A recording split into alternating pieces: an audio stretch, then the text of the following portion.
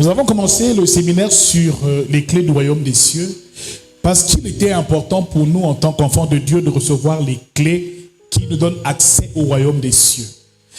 Dans le livre de Matthieu chapitre 16 verset 19, Jésus dit à Pierre: je te donnerai les clés qui ouvrent les portes du royaume des cieux. Ce qui veut dire effectivement que pour Jésus, il était important que le royaume des cieux puisse être accessible pour tout le monde. Nous avons réalisé une chose, c'est que le message de Jésus-Christ était le message du royaume. Le message que Jésus est venu apporter à l'humanité, c'était de venir prêcher le royaume des cieux et dire le royaume des cieux s'est rapproché. Il dit, et cette bonne nouvelle du royaume des cieux sera prêchée dans toutes les nations et dans tout le monde, après quoi viendra la fin.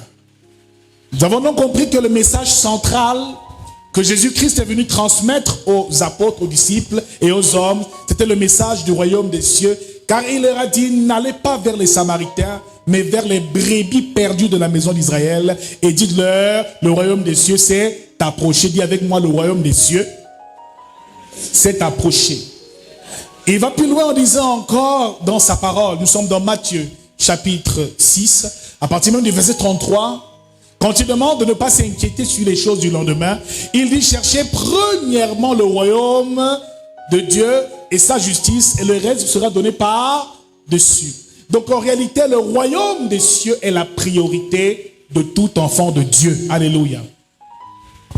Nous avons compris que dès que nous appartenons au Seigneur, nous n'appartenons plus au royaume de la terre, mais au royaume des cieux. Devenir enfant de Dieu veut dire être séparé du monde et être mis à part et appartenir au royaume des cieux. En fait, nous ne sommes plus de ce monde et du royaume de la terre. Nous appartenons au royaume des cieux. C'est dans le royaume qu'il y a notre richesse.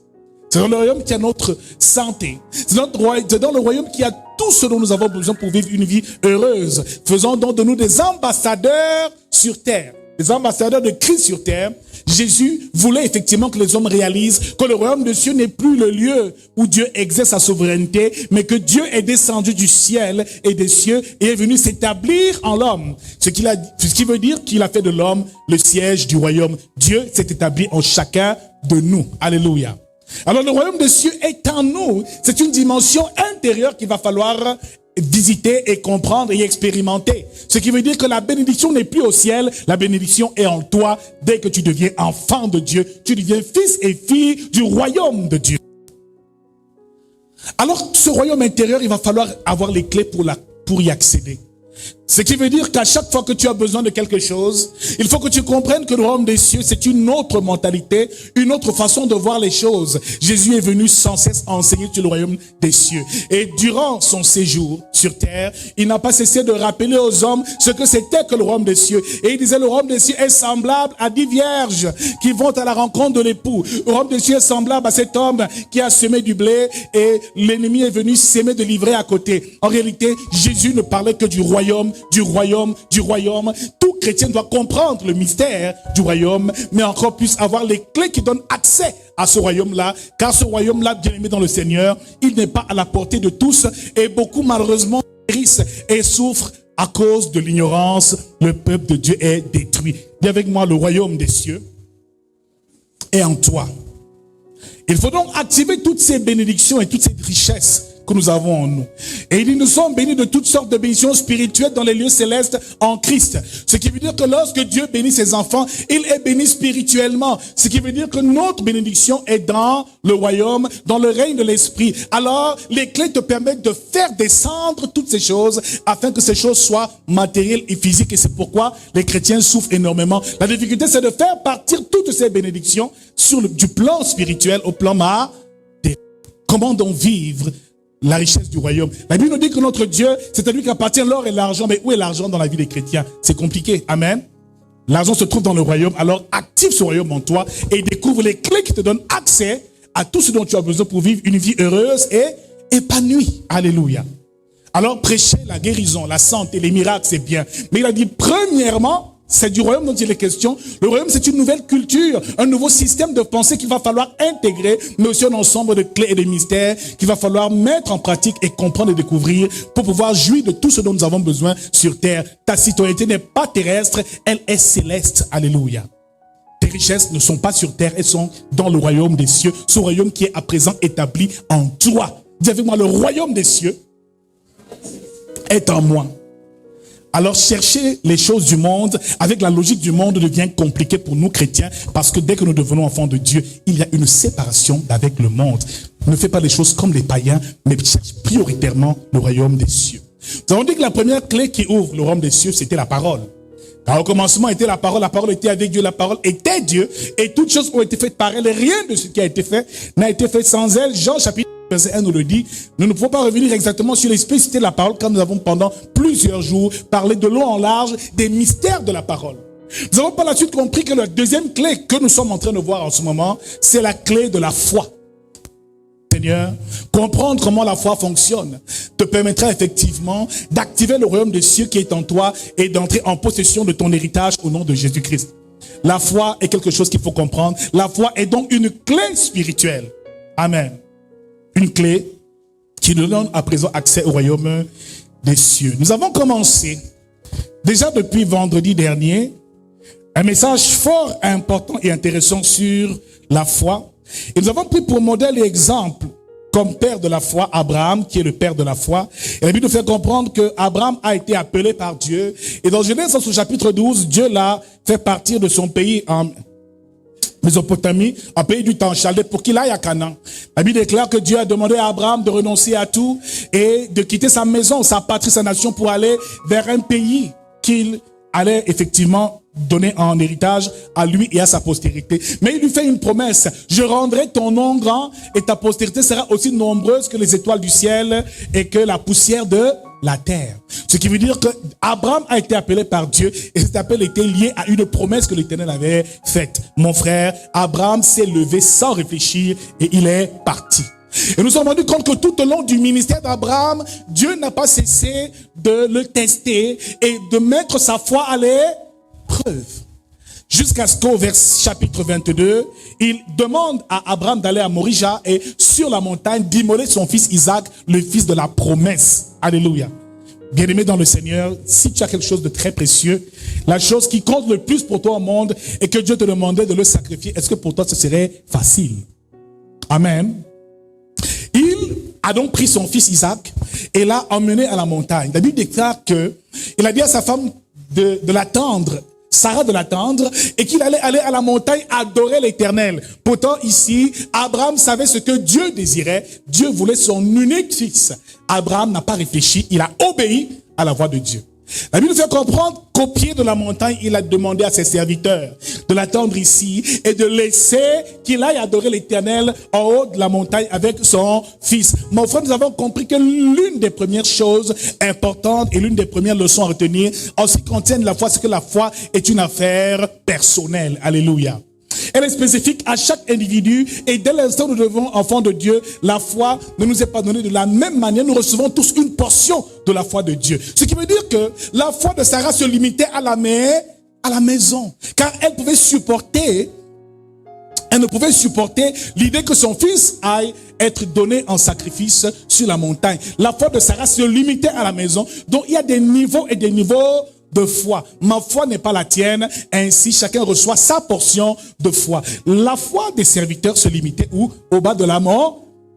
Abraham était le seul qui pouvait arriver jusqu'au sommet de la montagne. Dis avec moi, arrive jusqu'au sommet de la montagne. Quelles que soient les épreuves de la vie, quelles que soient les persécutions, quelles que soient les tentations, monte sur la montagne. Dis avec moi, on a rendez-vous au sommet. En l'année 2022, j'ai rendez-vous au sommet avec le Seigneur. Alléluia. Bien-aimés, nous avons dit aussi une autre chose importante. C'est que la foi ne se dit pas, elle se prouve. Amen. On ne peut pas dire qu'on a la foi. Bien-aimés, c'est lorsqu'on résiste à l'épreuve de la foi que Dieu atteste de notre foi. Bien-aimé, plus ton appel est grand et plus le niveau de l'épreuve sera aussi consistant. Bien-aimé, Abraham avait une grande destinée, mais il ne devait pas être éprouvé comme n'importe qui. Mon frère, si ton miracle tarde encore, c'est que Dieu a un plan excellent pour toi. Plus ça prend du temps, plus Dieu prend le temps à te façonner et à te perfectionner pour te donner quelque chose d'incroyable et de formidable. Parce que la foi doit être éprouvée. Tu veux le mariage? ta foi sera éprouvée. Tu veux un travail, ta foi sera éprouvée. Tu veux pouvoir accomplir des grandes choses et tu veux recevoir, tu as reçu la promesse de Dieu, cette promesse-là sera mise à l'épreuve.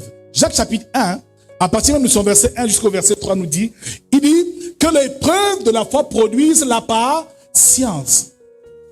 L'épreuve de la foi produit la patience. Mon frère, donc pour que les grandes choses se passent dans ta vie, il va falloir apprendre à attendre patiemment et à surmonter l'épreuve de la foi par laquelle tout enfant de Dieu doit passer. Oui, tu seras béni, mais entre le temps où tu reçois la promesse de Dieu et le temps de l'accomplissement, il y a un temps d'épreuve, un temps où l'ennemi te mettra à l'épreuve. Bien-aimé, dis à quelqu'un, résiste. Marche par la foi et non par la vue. Donc Corinthiens 5, verset 7 nous le dit, marchons par la foi et non par la vue. Car généralement nous marchons par la vue et nos sens nous trompent. Qui t'a dit que parce que tu n'as pas d'argent dans ton compte en banque que tu es pauvre? Mon frère, l'argent est là et l'argent arrive au nom de Jésus-Christ. Qui t'a dit que parce que tu es au chômage maintenant, tu seras chômeur toute ta vie? Le problème, c'est que nos sens nous trompent. En toi, même si tu n'as rien, tu es un prince et une princesse du royaume de Dieu. Alléluia. Il faut donc recevoir des clés pour pouvoir activer tout cela au nom de Jésus-Christ. Dis à quelqu'un, marche par la foi. Même si tout semble impossible, même si les portes semblent fermées, même si tu es désespéré, même s'il n'y a aucune issue, mon frère, tu dois réaliser une chose, c'est que Dieu commence lorsque tout semble impossible à l'homme. C'est quand ça devient humainement impossible, Dieu fait son entrée en scène. Dieu n'aime pas les petits miracles. Il aime que notre vie soit accompagnée de témoignages. Dis avec moi, de témoignages. Tout cela arrivera pour que cela serve de témoignage. Alléluia.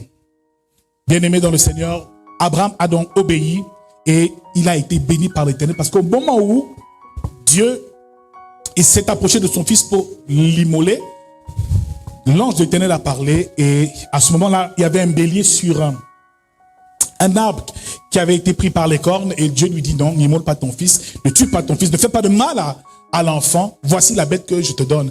Dieu ne te tentera jamais au-dessus de tes forces, mais surtout ne te demandera jamais quelque chose que tu n'as pas. Amen.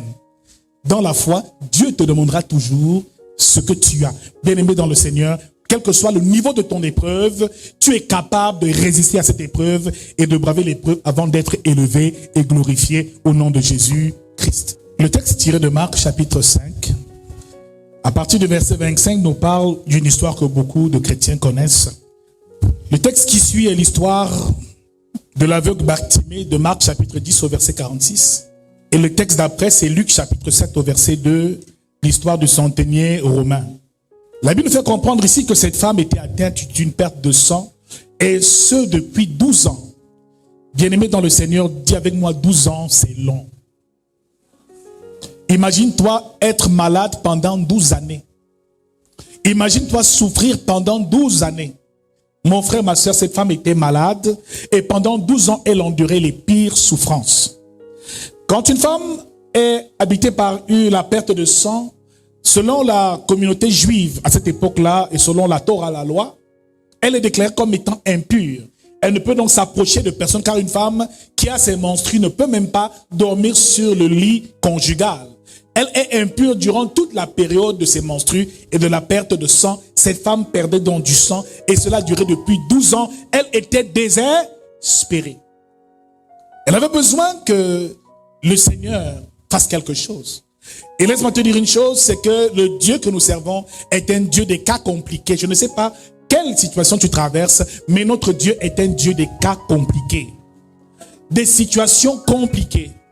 Et c'est quand cela semble impossible, parce qu'elle avait visité tout ce qu'on pouvait imaginer comme médecin, comme devin, comme féticheur. Elle avait essayé partout, elle n'a trouvé aucune solution. La solution, c'était Jésus de Nazareth. Au même titre qu'elle, un centenier romain lui aussi, qui avait son serviteur qui était en train de mourir, a demandé à voir Jésus. Alléluia. Bien-aimé dans le Seigneur, lorsque Jésus est arrivé vers lui, il lui a fait comprendre effectivement que il n'était même pas normal que Jésus vienne. Jésus n'avait qu'un mot, une parole à dire pour que son serviteur soit guéri. Et il lui dit, dis seulement un mot et mon serviteur sera guéri. bien-aimés dans le Seigneur, ces deux personnes étaient en difficulté, ils avaient besoin de la guérison. Ils avaient besoin d'être libérés de leur mal et de leur souffrance. Mon frère, je ne sais pas quelle souffrance tu traverses en ce moment, et je sais que beaucoup passent par tellement de difficultés. Bien-aimés, parfois les difficultés peuvent être d'un point de vue physiologique. La santé peut être défectueuse. Peut-être il y a un manque en toi et dans ta vie. Et c'est pour cela que nous avons besoin de crier à Jésus. Bien-aimés dans le Seigneur, ces deux personnes ont été guéries par Jésus. Mais un mécanisme spécifique s'est produit. Et c'est leur foi qui les a sauvés. Il dit à cette femme, va, ta foi t'a sauvée. Ce qui veut dire que dans les deux situations, c'est la foi qui était ici en mouvement. Mon frère, ma soeur, quel que soit ce que tu as besoin d'obtenir, sans la foi, cela est totalement impossible. Il te sera toujours fait selon ta foi et selon la mesure de ta foi, comme pour dire que ce que tu n'as pas encore obtenu, cela veut dire que tu n'as pas encore la foi équivalente pour l'obtenir. La foi nécessaire pour pouvoir atteindre un certain niveau de gloire, de restauration, de miracle, mais aussi de visitation divine, car bien aimé dans le Seigneur, la foi, c'est l'ingrédient principal pour pouvoir obtenir de Dieu tout ce que l'on souhaite. Alléluia. Hébreux chapitre 11, verset 1, nous l'avons défini comme étant une ferme assurance des choses qu'on espère et une démonstration de celles qu'on ne voit pas. Mon frère, ma soeur, la foi n'est pas une doctrine religieuse. Alléluia. Dis avec moi, la foi n'est pas une doctrine religieuse. Mais la foi est un mystère. La foi donc est un mystère. La foi est une clé qui a la capacité de faire monter l'homme vers les cieux, mais aussi la capacité de faire descendre les cieux vers l'homme. Mon frère, ce jour, Dieu devait descendre et intervenir dans la vie de cette femme, dans la vie de ce centenaire romain et de son serviteur, mais aussi plus loin, dans la vie de Bartimée, qui a crié à Jésus, fils de David, aie pitié de moi. Parce que Bartimée était aveugle de naissance. Il avait un vieux manteau sur lui. Et lorsqu'il a vu Jésus, il a réalisé que celui-là, c'est lui qui va me guérir. Il dit, fils de David, aie pitié de moi. Ces trois exemples nous montrent à quel point l'homme peut obtenir ce qu'il désire par le seul pouvoir de sa foi. Alléluia. Mon frère, parfois c'est la foi qui nous manque.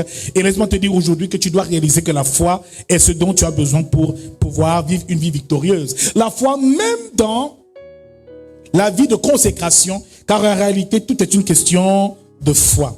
La foi est donc différente de la croyance. Parce que nous croyons en bien des choses sur terre. On croit en nos parents, on croit en nos coutumes. Certains croient en leur rite de famille. Certains croient peut-être à leur conjoint. Nous avons plein de croyances, mais la foi, c'est tout autre chose. Et avec moi, la foi, c'est un mystère.